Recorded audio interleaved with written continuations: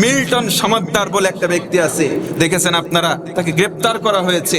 একটা মানুষ রাস্তাঘাটে চলে বেড়াচ্ছে, একটা মানুষ তার বাড়ি থেকে বিতাড়িত হয়েছে, সন্তানগুলো দেখতে পারে না, বৃদ্ধাশ্রম তৈরি করে সেখানে গিয়ে সে সেবা দিচ্ছে। এখন তার নামে অভিযোগ দেওয়া হলো। আল্লাহ ভালো জানে, সবচাইতে বেশি কে জানে বেশি? আমরা জানি না।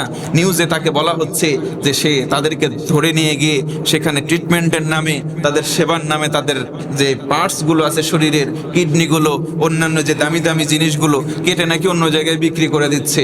এই অভিযোগ দেওয়া হয়েছে। সত্যতা আমরা কেউ জানি না। আল্লাহ পাকের কাছে শোবে দিলাম, যদি সত্য এটা হয়ে থাকে তার শাস্তি হোক, আর যদি সত্য না হয় তাহলে এটা খোলাসা হোক। টেরোরিজমকে উৎখাত করার জন্যই কেবল জিহাদকে আল্লাহ এস্টাবলিশ করেছেন। আল্লাহু আকবার। আফগানিস্তান বলে একটা দেশ আছে, নাম শুনছেন?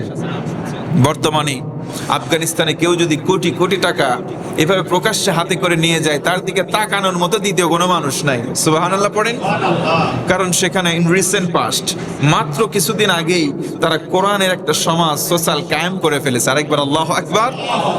কোরআনের আইন বা কোরআনের রূপরেখা যেখানে বাস্তবায়িত হবে, সেই জায়গায় কোনো রকম দুর্নীতি, কোনো রকম ডাকাতি, কোনো রকম চুরি, এক কথায় ভালোর বিপরীত কোনো খারাপ থাকতে পারে না। অতএব বাংলাদেশে বিভিন্ন সময় চলচ্চিত্র তৈরি করা হয়, সিনেমা তৈরি করা হয়, নাটক তৈরি করা হয়। এগুলোর ভিতরে কিছু সোশ্যাল শিক্ষা আছে।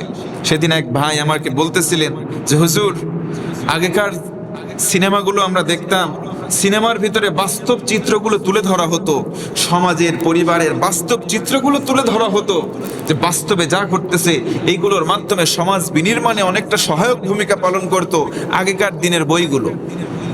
মুরব্বী যারা আছেন আমার সঙ্গে কি একমত? সবাই বলেন একমত।